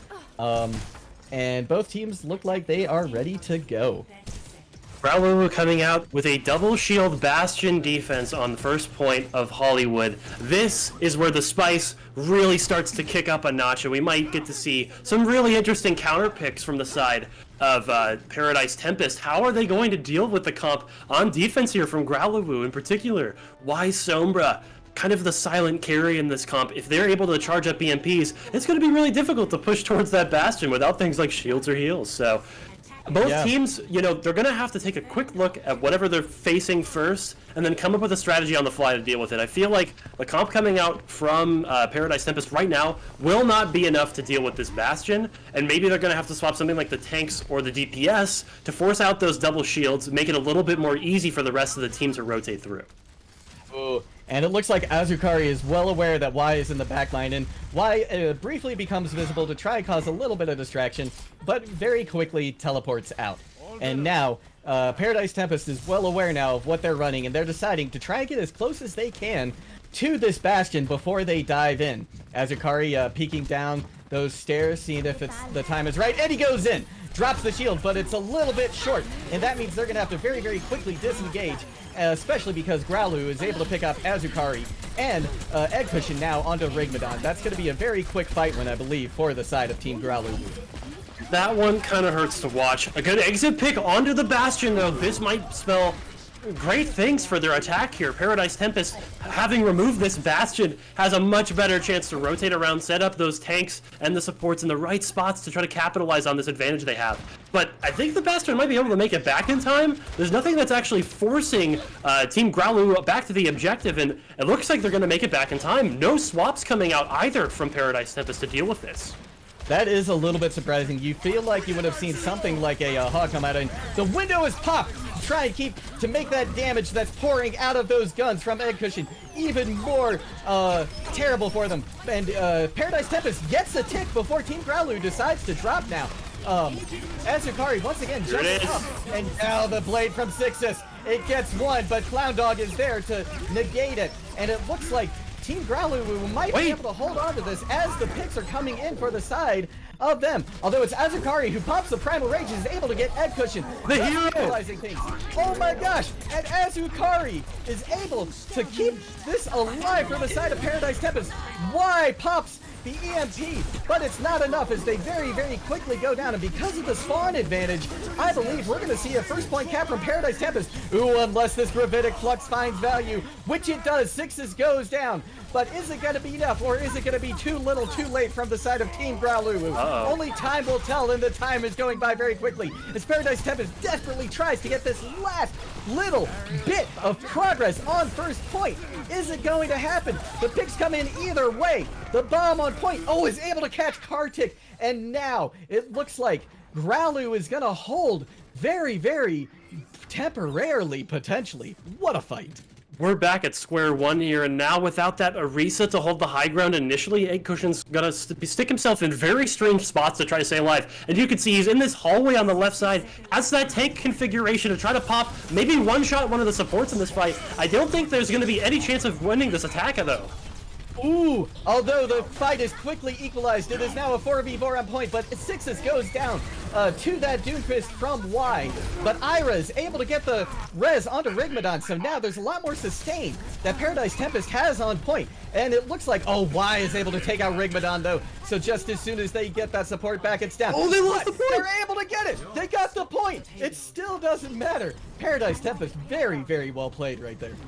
And it's off the back of Azukari's second primal in about a minute. That guy is generating this ultimate so quickly that there is nothing that Team Growluwu can do to try to stop him. I feel like he's just completely uncontested. Even into this Bastion you saw in that previous fight, he was primaling the turret and able to actually kill him. The hero that Paradise Tempest needs right now, and he needs to come up big again. Or maybe Sixes with this blade can get something. Ooh, but it is Egg Cushion with this ultimate from the side of Team Growluwu that is causing chaos right now on point. Y comes in with the meteor strike, doesn't find anybody, and now the minefield catches Magic Turtle out. But at the same time, Rigmadon is able to take out Growluwu, so that's tanks down for both sides. And ooh, Egg Cushion finds 6s though, and it looks like this might be a hold for Team Growluwu. We talked about the unorthodox compositions that Growluwu plays, but I don't think anybody expected something quite like this. We've got a Doomfist and a Bastion on point B, Hollywood, with the Roadhog too now from Growluwu. It's getting weird, it's getting wacky, and it's all playing in favor of Growluwu. Now that they have this high ground, I believe they're going to have to back up and give up this first elevator position, make it a little bit easier to mow people down as they try to contest on that high ground. Or maybe they won't try to contest at all. They have this Nano Blade that they can use to win this fight here. Paradise Tempest has to get it off soon, though. Oh my gosh, Magic Turtle finds a pick onto Y. That is very good for the side of them, although Growluwu quickly equalizes. So it's a 5v5. Contreras pops the rally, while Rigmadon sends a Nano into 6s for this Blade, which is just coming up big. Gets 2 big picks. Growluwu on that Hog and Egg Cushion on that Bastion. But it looks like Team Growluwu is somehow managing to stabilize this point with Kartik on this high ground, just raining down heals and damage from that bridge. The Angel of Death from above, giving healing and damage. Kartik doing so much in that fight, going completely uncontested. And when Magic Turtle is not able to shut out that high ground on this Diva pick, it's really difficult for them to try to finish out this attack. And Y sitting on this same position that he just died in? I don't know if they, expect it at this point, but I feel like they should. Growluwu with a hook, though. Oh, God. Ooh, doesn't get the pick this time, but it does cause a lot of chaos and a lot of nervousness from the side of Paradise Tempest. Hack comes in onto Contreras, is able to weather that storm, though, from Paradise Tempest. Oh, but it is Azukari with the Primal now. Oh, but Clown Dog gets a rock onto him. That accretion stunning him. And the Primal is expired now. Kartik on the high ground, and eventually takes out Azukari. Clown Dog does, that is. Although the res comes in for Azukari, but Clown Dog is able to pick up Ira. So was the trade worth it? We're going to find out soon, as overtime is now ticked over. But progress is being made on the card, and it looks like Paradise Tempest is going to get a little bit more progress, while Team Growluwu decides what they're going to do to try and stop this. PT is finally able to win an extended engage off of the first objective. They're finally able to close it out using that EMP from Lars. Going into this next fight, they have plenty of ultimates to try to pop on this recontest if they need to. Here comes the Nano Blade. Comes in. Yeah, the Nano Blade looking to find value. Magic Turtle also gets Egg Cushion on point with the Diva Bomb, but 2 quicks come in very quickly for the side of Team Growluwu, and the overtime almost goes away because of that. And Team Growluwu is going to hold second point end. That Nano Blade was a little misguided, it feels like. I don't think Rigmadon was able to get the Nano off on 6s in time, and he actually goes down before he's able to find anybody like a substantial pick. And even with that Diva Bomb kill at the beginning and the Mercy with the potential to res, somehow in some way, Team Growluwu was proving every prediction wrong that wasn't in Twitch chat, and they're actually coming out on top in this series, it feels like.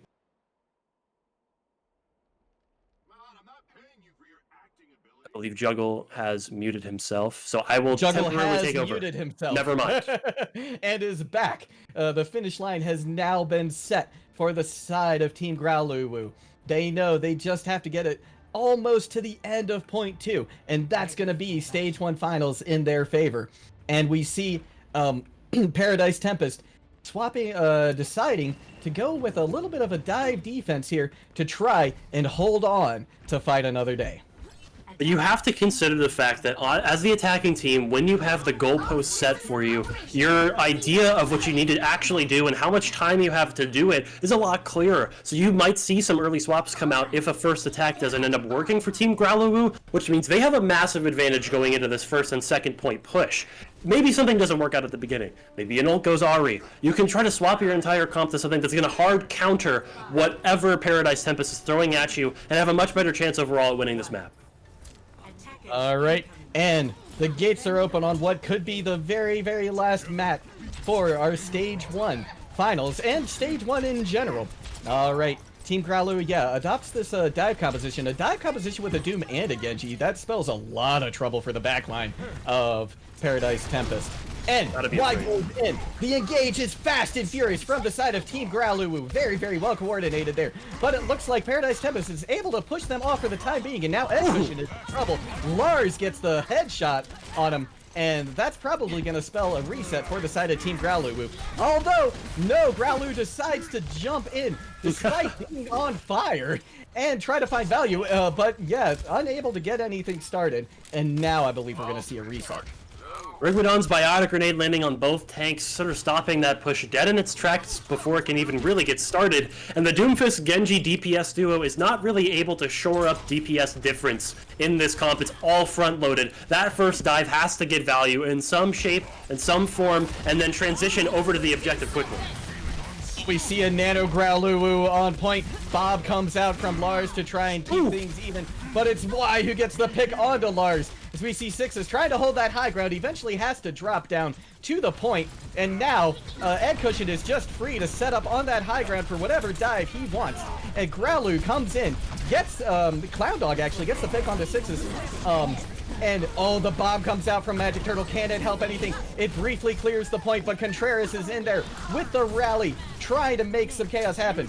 Picks coming in from both sides. The blade comes out, and is it going to be able to find anything? Yes, it does already. Lars goes down. Zukari goes down. Magic Turtle goes down. And this point is going to go in the favor of Paradise Tempest, of Team Growluwu, unless Paradise Tempest can come up big with some kind of a stall. Ed Cushion is picked off by Sixes, but Growluwu is able to neutralize very quickly, and it looks like this is going to be a first point cap with a pretty healthy time bank for Team Growluwu. And Paradise Tempest use the Valkyrie unnecessarily. It feels like they're grasping at straws, trying to hold on to any shred of a chance they have to win this. Rigmadon getting primal literally in his own spawn, it feels like. He's able to get the pocket from Myra, so he will survive. But will Growluwu? I'm not so sure. Looks like he's going to barely make it out the other Winston. Azakari not able to follow up, and we're going into Streets phase with 4 minutes on the clock for Team Growluwu. Growluwu jumps in with the Nanu, is putting a lot of pressure on that high ground. Eventually, Azakari goes down from Ed Cushion, but it's quickly equalized by Lars. Deadeye out now from Sixes. Holding it. Doesn't get anything. Eventually he's forced to draw it. Clown Dog goes down very, very low on this D.Va though, but he's eventually able to escape and heal up with their backline. We're going into this last part of Streets phase, and Growluwu with this this bomb rather, and an early pick on Lars could spell doom for the side of PT. Oh, but it's Magic Turtle who's able to neutralize things and in fact get them up a leg. It is now 5v4 for the side. Here it comes. Oh, Paradise Tempest, big bomb. Will it find anything? Oh, it's gonna Magic Turtle. Magic Turtle not able to get out of the way just in time. And this cart is getting dangerously close to the finish line for Team Growluwu. Bob comes out to try and stall things out. Shields come down from both Winstons, but it's the one from Paradise Tempest that stays up longer. But, oh my gosh, look at that Deadeye from Sixes, neutralizing completely that Dragon Blade from Ed Cushion. This is going to be a nice hold from Paradise Tempest. Really just ice in their veins right now. Their backs are against the wall. Nice sleep exit pick onto Y to close things off. Get the little cherry on top of the fight win. And they only had to burn the High Noon, the Nano, and the Bob at the beginning to do it too. Sixes already 50% of that Deadeye as well. Ira swapping over to the Mercy to try to hard pocket these double hit scans. And we actually see the skill duel coming out. Y on this Widowmaker versus Lars on this Ashe. And the person that gets more picks and more damage early is going to help their team the most. Rally comes out from Contreras after Clown Dog gets demech though. It's Lars on the high ground trying to keep the rest of Growluwu at bay. But the Nano the Nano Monkey is in there right now. Oh, and also a but the picks are coming in very quickly now for the side of Paradise Tempest, as is the res. Clown Dog trying to get a remech kill, just barely misses. But it looks like this is coming up Paradise Tempest now, hoping to hold off here and take this to another. Oh, look at this stagger onto Clown Dog. Look at this. This is just brutal. What don't even give him that. Fantastic. Yeah, they don't even get back in the back. What a fantastic stagger from Paradise Tempest. 15 or 20 seconds off the clock now, and I believe we're approaching last fight territory. This last fight needs to happen quickly enough to give Growluwu a second chance here. They should be able to pull it off, but this fight could be over very fast if Sixes' High Noon or Magic Turtle's self-destruct gets any amount of picks, because it's going to be super difficult to try to equalize since Ira has that resurrection in the wings ready just in case if anything goes awry. Y's Widowmaker needs to pop off here somehow. Right, both teams posturing. Oh, a big nade comes in from the side from Kartik. It catches a couple in the back line of Paradise Tempest. The bomb comes out from Magic Turtle. High Noon is popped as well. He's pulling around the corner. Doesn't get anything because of the primal from Growluwu. Oh, and it's Azukari who gets picked by Egg Cushion. The High Noon now coming in from Egg Cushion, and it's able to catch Ira. This is looking bad for the side of Paradise Tempest and amazing for the side of Team Growluwu, as they are going to get to push this cart again. Rigmadon finding an exit push onto Egg Cushion, though, and Growluwu is able to get the rest of them out of the way. Bob comes in for a last-minute defense. Is Paradise Tempest even going to get a full recontest here? It's not clear as the cart inches its way to victory for Team Growluwu. It's looking so dire for Paradise Tempest on this recontest. So many people going down early. It's a 3 or a 4v6 now. Kartik's Nano through this. And look at that, the Nano onto Growluwu, just absolutely massive. Magic Turtle doing everything they can on point, but there's no magic left for the side of Paradise Tempest, and Growluwu are your Stage 1 champions, everybody. Wow, what a 3-0. Such a dominating performance, too. This honestly kind of blew my mind. I seriously expected the team performance from Paradise Tempest to be a little bit higher than what we saw today. The individuals, almost every single player on the side of Growluwu popped off at least one point during this match. Whether it was the supports, the tanks, or the DPS, everybody played an instrumental part in this victory, which at the end of the day makes it a team victory, right? The team as a whole played better, not only as individuals, but as six, and it all comes up Millhouse for the side of Team Growluwu. Yes, it does. And we are going to go to a short break here, right before we get in an interview and our announcement of the MVP. See you all soon. Don't go anywhere. I lost my best friend to 23. She left her body and hovered above me. I saw no shadow. I looked around, searched every building and home that I found. I saw no shadow, but felt the glow. The warmth inside me, it kept me afloat. It felt like heaven had found my bones and gave me comfort when I feel alone. Now you're gone, I'm alone. I guess it's time to get better. Through the pain, I will go alone. If I fall, break my bones, I will scream even louder. 'Cause I'm not dying alone. I lost my best friend to 23. She left her body and hovered above me.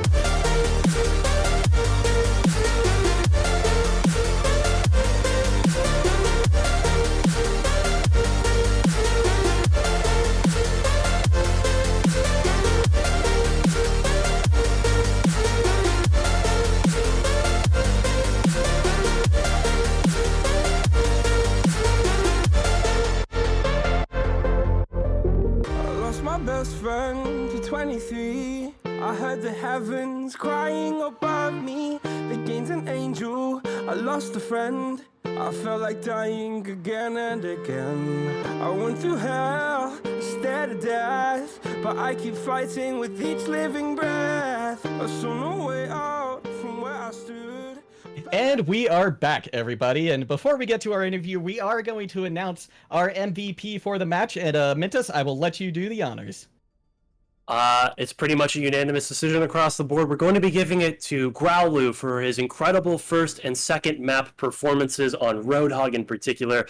This guy was getting so much value on the back line. Every single fight, it seemed like at least one hook landed and at least one person died every time he was on that signature hero of his. So again, fantastic performance to Growluwu. Congrats on the MVP. But again, congrats to Team Growluwu on the 3-0 victory. And we have Contreras joining us in the casting booth for a quick interview. Congratulations, first off. What an incredibly decisive victory from Team Growluwu. Now, my first question for you is, coming into this match, did you do anything specific to prepare for it, knowing that you were facing this very, very solid-looking Paradise Tempest? Okay, so first off, thanks for having me. Thanks for casting as well. As far as preparation, we actually did a scrim yesterday because we wanted to try and test out a bunch of different comps and stuff, and we wanted to try to stay away from Brawl, because that's a comp that requires a lot of coordination, and that's something that we can't really put together in one day. So we tried a lot of what you saw, like dive, and especially the ball sig, which actually turned out to be pretty effective, just because we could put Kartik on Zen, Clown Dog on Sig, and kind of let everyone on the team just individually have really good like pop off moments. And also Growluwu on Hog is something that we dabbled with a little, and it's something I know he's very good on. So, and obviously you saw whenever when he pulled that out, it was just not even fair, because his Hog is insane. Yeah, it is. Those hooks. He knows how to use that yeet string, that's for sure. He sure does. I don't know. I didn't even know he had this Hog in his hero pool, but he does, and it's really good. So going into my question next, you spoke with me briefly before we got this interview started about some individual strategies that you saw, and something that I personally saw in the match was on the second map, Route 66. On the third point, you kind of bluffed a swap to Brawl and then put Growluwu on the Roadhog after you saw the rest of the team had already swapped to Brawl to match. Was that intentional, or was it sort of just serendipitous? I would say the latter. I think it was mostly we wanted to go Brawl, and then Growluwu decided, you know what, I'm gonna go Hog. And so you probably saw me swap to Lucio, and I decided to go to Zen, and we just Right. kind of I don't think they were really expecting us to go to that, so it ended up working out. Like you said, it ended up working out that we could just kind of go for a lot of frag plays. And clearly it worked, right? Like every single time it seems like one of your players goes for one of those solo missions to try to get some kind of value. Unexpectedly, it seems expected at this point, because everybody on your team was able to kind of throw their weight directly towards Paradise Tempest and get a pick or get some kind of advantage every single time. So really impressive stuff. Thank you. Yeah, that was a lot of really good stuff from us. Stuff that I'm actually really impressed with how we kind of ended up doing that, because I wasn't sure how a lot of that would pan out, but our comms were really up, so we were able to do a lot of kind of risky plays and cover for them. Now, heading into stage 2, are you going to make any changes? Or are you just, satisfied with the stage 1 win and are you thinking to yourself, hey, we've got a winning formula here. So are you thinking maybe we're going to change it up, or are you going to say no need to fix what isn't broken? I think we'll just stick with it. I mean, I think most of the things we can do will just end up working out fine, because we have a really deep roster with a lot of really good like hero pool. We have a good hero pool just over our, I think, like 11 or 12 man roster. But so yeah, I think we'll be set going into stage 2. I'm not that worried. And as a closing question for the interview, sorry to cut you off, Juggle, just to close this out, I was wondering if there was any particular members of your team that you wanted to shout out, maybe somebody that helped get you guys prepared for the match today, anything like that? Shout out Merc and Felicity. They did really good coaching for like the first couple maps of our scrim, and they kind of helped us to kind of clean up some issues. Shout out to Kartik too, because he did a lot of coaching when our coaches weren't able to. Like he helped a lot of macro stuff, so that was really good. And just shout out to everyone on the team overall, because they all played amazing today. Yeah, sounds like a true team victory. It was. Everybody It really was. pulling their weight. That is fantastic. Well, this has been an absolute joy to cast. And Mintus, before we close things out for stage 1, do you have any final words? You know, I really should have prepared a speech for something like this, because it is kind of a momentous occasion. Being able to cast my very first finals of anything in particular feels like such an opportunity that I'm so glad that I got to be a part of this incredible league, got to watch such an insane performance from Team Growluwu across the board, and just really happy with everything that's gone on today. So again, thanks to everybody that's tuned in so far. Thanks to both teams for the great sportsmanship and great performances. And again, thank you to everybody. Yeah, and don't worry, there's going to be plenty more Owlet action coming your way. Next week, we have ready for you, starting on Thursday, the small team tournament, followed on Friday by the All-Star game, followed right after that by a Widow tournament on Saturday and some pugs. And then on Sunday, we have a show match ready for you. So there is plenty more of Owlet coming before we see stage 2. Thank you all so much. Thank you to the Owlet community, everybody who turned in tonight. Thank you, Mintus, for casting with me again. Thank you to both teams. This has just been an absolute joy. Thank you, everybody, and see you next time.